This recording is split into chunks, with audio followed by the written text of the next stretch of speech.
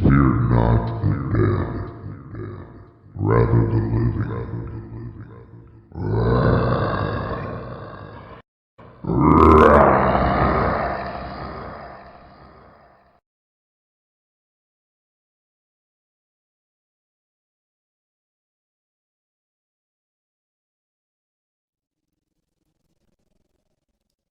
Hi, this is Reverend Dave Christensen. I'm the director and lead investigator for Phantasm Paranormal.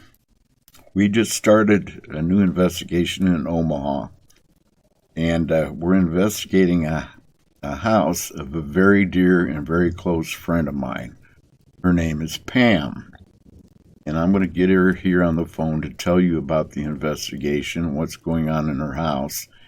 Then I'll show you some photographs, and we'll talk to Pam about the photographs as well. So let me get Pam here. Okay, Pam, are you there? Yeah, hi Dave. Hi, Pam. Okay, let's start from the beginning. Let's go back to that day that you called me and tell me what's been going on in your house. Well, there's been some noises. They're unexplained. There's been some happenings with the doorbell ringing and no one there. I called you one day because of things that were happening, and it was like the toilet flushed and there was no one in the bathroom. Lights in the house flickering off and on. There was one day we had a stereo going, and the lamp in the living room, this certain song came on, and the lamp started pretty much going with the beat of the music. And I looked at Rick, and I said, "Do you see that lamp? See that lamp?" And he watched it, and we were both kind of speechless at the point. And then when the song quit, the lamp quit. It quit going off and on. We checked the switch. It was fine. We checked the lamp itself, the light bulb and everything. It was fine. And it's never done that again. That's one of the big ones that has happened here. The doorbell going off and on all the time. We'd actually get up, go check the door, and there's no one there. The dog would start barking because of the doorbell. We'd go check the door. There's no one there. That hasn't been so much lately as you're hearing the doorbell. The other night I called because I was here and Rick was here. He was sleeping, and I'm here, and pretty soon I hear the toilet flush. There's no one there but me and Rick, and again he's sleeping. Then I have a grandfather clock that at 9 o'clock it sings this little Westminster tune, and then it rings or chimes 9 times. It did it at 9 o'clock, just like normal. Then about 7 minutes later, it did it again. It chimed 9 times. Now, it's never done that before, ever. And why it would do that after it already done it, and there's nothing wrong with the clock. Then the laundry room door was open. It never closes, but you'll find it open. And I had it closed, and I know it was closed, and I know it was latched.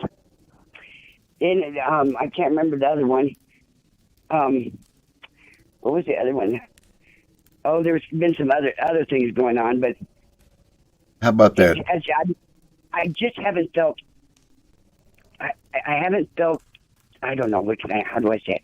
I have felt that there's something here or someone here with us from the day I moved in this house. Then one day I've been cleaning the walls up and putting plaster on them and sanding them, and I'm sanding away, and I'm in the living room area by myself. No one's here. Rick's in the bedroom. No one's in the living room with me. Completely by myself, and I'm standing away. And pretty soon I felt something on my right shoulder. Somebody touched me, or something touched me. And I jumped up and I went to the bathroom, and then I looked, and on my shoulder, and I had a black t-shirt on, and on my shoulder was it looked like 3 fingers. And the reason I say this is that dust when you're sanding, the prints were left on my shoulder in that dust. So I ran back into the bedroom. I said, Rick, something touched me. Look at my shirt. There was nothing on the left shoulder, but on the right shoulder was this. It looked like three fingers. Now, I know that a lot of people don't believe in this stuff, but I'm telling you, something touched me. I'm not crazy. Something touched me. Oh, I believe you. Let's talk about your brother, Larry. He was one of my best buds. And when did he pass away? He passed away the 29th of December, 2017. Okay. And what did he pass away from? They told us it was liver cancer. Okay. Yeah. Yeah, I remember him being out at your apartment, just before he passed away. Okay, what I'm going to do, you have those pictures there with you? That what? I'm sorry? Can you see those pictures I sent you? Yeah, they're on my phone. Okay, can you look at them right now or not? I don't think I can while I'm talking to you. Okay, what I'll do is, I'll show the pictures now, and I'll talk about the pictures here for a minute, and then I'll get back to you, and we'll get your man on the phone to talk about what happened last night. Okay? Okay. Okay, let me show these pictures real quick. Okay, this first picture was taken in the living room. And you can see kind of a orangish glow and some ectoplasm. The woman standing there is my wife, Leslie. You can also see 3 orbs there along with that shape. And when Leslie went down the hallway, it's like this orange shape followed her and watched her go down the hall. And here's Pam. Pam's sitting on her couch in her living room. And the guy in the background, his name's Larry. He's another paranormal investigator from Omaha. But you can see that pillar of orange light on the left-hand side of the picture. And we also discovered 3 orbs along with this orange column of light. And at first I thought that was a reflection off my camera, but the other pictures that I took in the same direction didn't have that. Okay, so those are the pictures that we got the other night, just coming out there and talking to you. Yeah, I saw those, and I wondered, what is that? I know it. I mean, it was pretty strange. I have a feeling that the orange pillar, I believe that's Larry. Okay, I really do. I think that's Larry. But is your guy around? Yeah, he's right here, Rick. Yes. I'm here. Hi there. How's it going? It's going fine, thank you. Okay, so what happened to you last night? We were both laying in bed. We haven't been feeling good, so we ain't been sleeping very well. At 1 o'clock in the morning, we have a little dog that sleeps in bed with us. She was asleep at the foot of the bed, and all of a sudden she sat up. Her ears popped up, and she kind of looked around, and then she started growling in a low tone. I told her, her name is Karma. I told her, no, Karma, no growling. She turned and looked at me, turned back, and stared at the wall, and started growling again. And I kept telling her, Karma, no, we're trying to sleep. Karma, no growling. Well, she turned and looked at me again, turned back and looked at the wall, and her ears popped up and started growling. This went on for 3-4 minutes.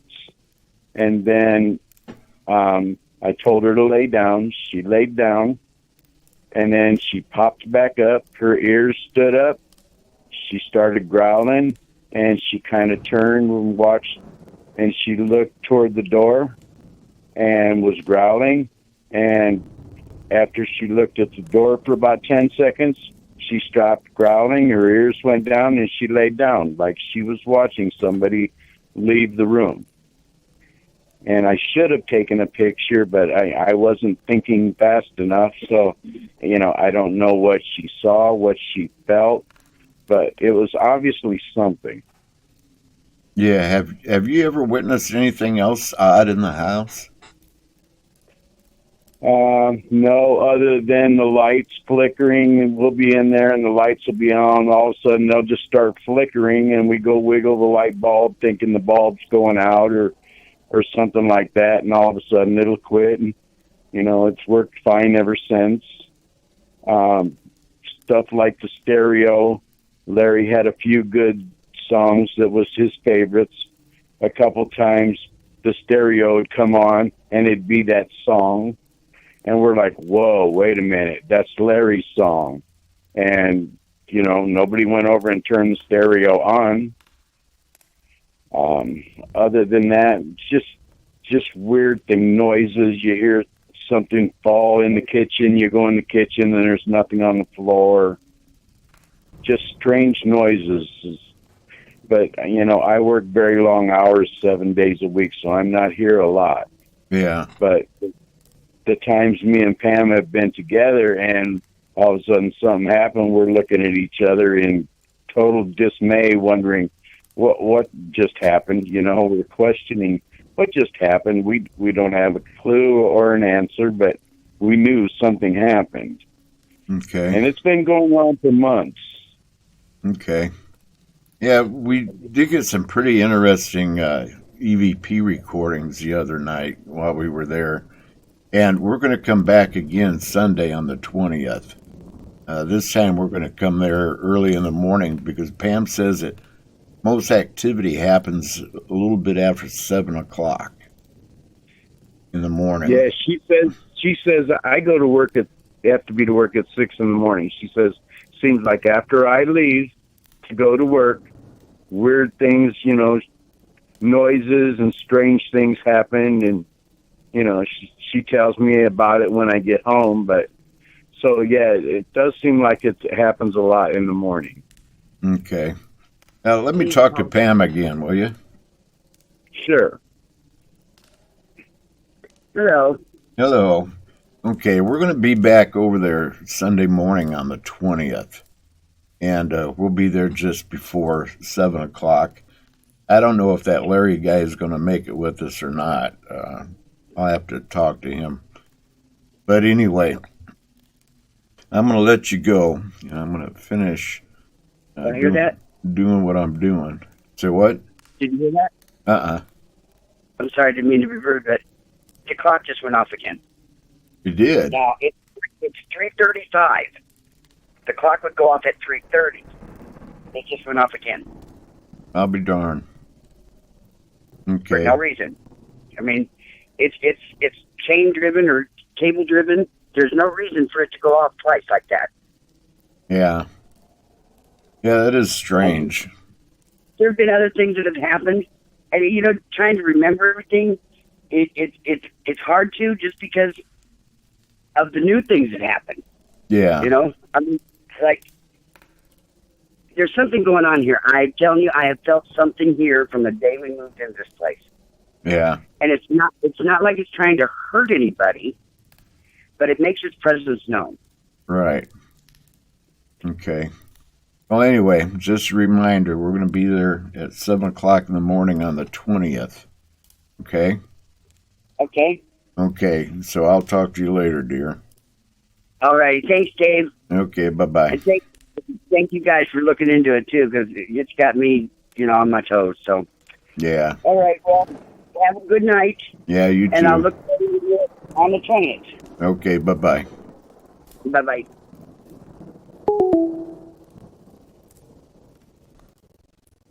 Okay, that's my good friend Pam.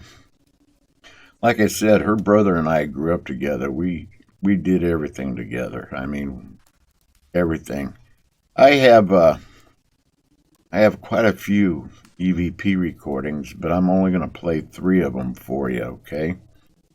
The first one, I asked a question of Larry. I said, "Are you here with other people?" He responded, "Yes." And then you can hear a female spirit say Pam's name. And after that, you can hear another male's voice say no. I'll play it for you right now. Are you here with other people? No. Okay, so he's the only one here?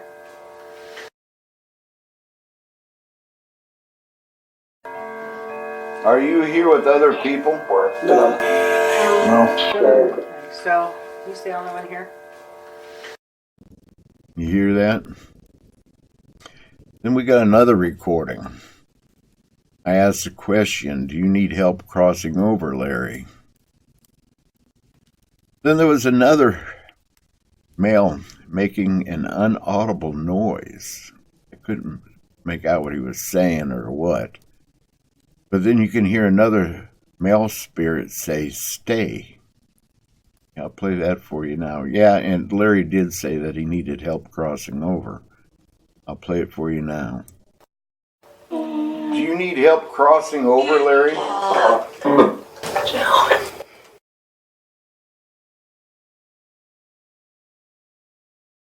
Okay, did you hear that? It says, "Do you need help, Larry, crossing over?" And he says, "Yes." Then you hear a strange sound, that inaudible noise. Then you hear another male spirit, say something else. Maybe you can make it out. Do you need help crossing over, Larry? Sounds like he's saying, "Do it." Doesn't it? Sounds like the last thing said in the audio is "do it." The next one, I asked Larry if there was anything else there other than him. And you can hear somebody reply, "Yes." Is there anything else here other than you? I'll play it again. Is there anything else here other than you? Yeah, and I don't know what's going on in this place, but there's quite a few spirits in the house. What we're thinking, Pam is a lone survivor of her entire family. Her parents are all gone. Both of her brothers are gone. And she's the only one left. Now, Pam also lost a friend. Her name was Lori Bennock. She lost her, I'd say, about 5 years ago or so. But that would explain the female voice that we heard in there, in the house, in the EVP recordings. But anyway, if anybody's interested, I'll have to talk to Pam first. But if anybody's interested in helping out on this investigation, you're more than welcome. Me, like I say, it's up to Pam to decide what she's going to do, okay? So, there you have it. That's it. Okay? Sleep well.